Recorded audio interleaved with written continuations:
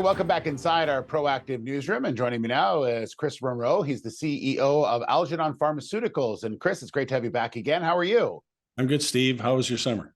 It's been good so far, very much so. Very busy as you are, and you've released a new set of data. Now, we talked about this before. This is the phase 2B study that you were doing on ifenprodol in relation to chronic cough and IPF. And we sort of did some top-line data, and now the full set has been released. So why don't you just remind everyone getting us to this point, Chris?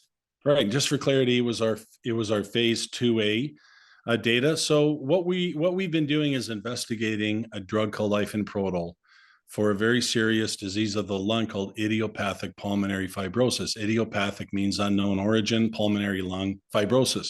The lung suffers damage, it tries to heal, it scars, the scarred tissue can't oxygenate the blood. It's a very brutal disease. You've got about 3 to 5 years of life once you're diagnosed. And the current treatments are not really dramatically shifting the game for patients. So we investigated this drug in our animal studies. It was very effective at reducing fibrosis, and now we are reporting on the full data set of our study that was conducted in Australia and New Zealand, 20 patients. A friend of mine said to me, "Hey, you guys put out top-line data back in July. What's this? What's new?" And I said, well, consider top-line data like the trailer of a movie. It gives you the highlights, the features, but you want to watch the whole movie. Is this an Oscar film or not? You can't know that just from the trailer. So what we've done today is we've announced all of the remaining key data points.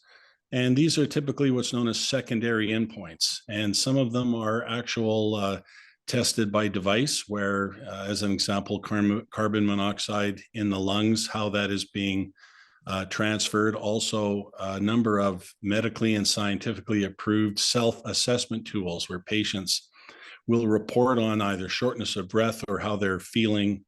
And really, the good news is that all of these secondary endpoints were positive and moving in the right direction, meaning ifenprodol showed efficacy in this trial. So this is obviously positive stuff. Let's take them one by one. Let's start with chronic cough, because there was a significance in chronic cough, correct?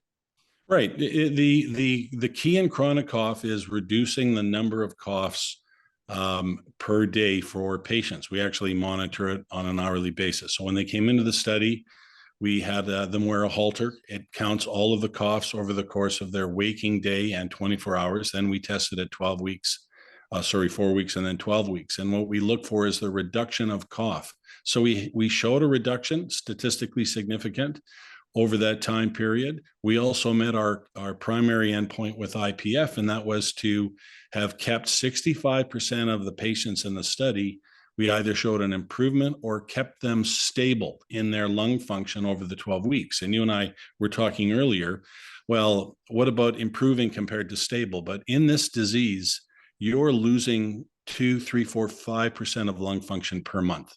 And you think about it, you aggregate that over a year, over 3 years, that explains it. So if your drug can help people maintain their lung function, and we only tested for 12 weeks, next study will be a year.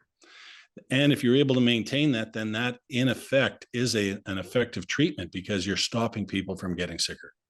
Absolutely. So that's the next step now, is a much bigger and much broader study.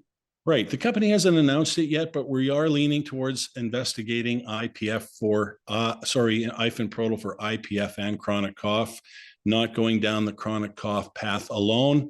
IPF and cough is a $4 billion market. We're the only drug at this stage that is able to, in our current data, reduce cough, but also manage the fibrosis. So we've got two elements going on. So we plan to go to the US FDA with a plan. It's called a pre-IND application. We're going to get orphan or apply for orphan designation for the drug. And we're also going to apply for breakthrough therapy designation. So lots of exciting things in the next 1 to 2 months for Algernon on our IPF and cough work.